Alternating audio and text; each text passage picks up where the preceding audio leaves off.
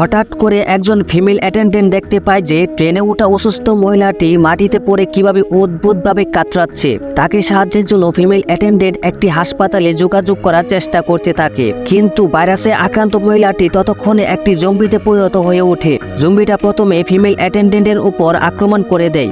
এভাবে চলন্ত ট্রেনে অসংখ্য জম্বি হয়ে ওঠে। সামনে স্টেশনে এসে ট্রেনটি থামিয়ে দেয়। ট্রেন থেকে নেমে সবাই লিফট দিয়ে নিচে যাচ্ছিল। ঠিক তখনই সবাই সামনে থেকে চেয়ে দেখে যে মানুষের রক্ষাকর্তা এই এলাকার আর্মিরাও জম্বি হয়ে গেছে। এখন আর্মিরাও মানুষের ওপর আক্রমণ করতে থাকে। তখনই তারা জানতে পারে যে সামনের একটা ট্রেন বুসান শহরের উদ্দেশ্যে ছেড়ে দিবে। তখন তারা কোনো রকমে জম্বিদের হাত থেকে বেঁচে চলন্ত ট্রেনের উদ্দেশ্যে দৌড়াতে থাকে। সাংহো কয়েকজন জম্বিদেরকে মেরে চলন্ত ট্রেনে উঠে পড়ে। ট্রেনের ভেতরে উঠেই সবাই দীর্ঘ নিঃশ্বাস ফেলে। সবাই ভাবতে থাকে জম্বিরা আমাদেরকে আর আক্রমণ করতে পারবে না, কিন্তু এবার তাদের কথাই ভুল প্রমাণিত হয়। বন্ধুরা, পার্ট 2 দেখার জন্য চ্যানেলটি সাবস্ক্রাইব করুন।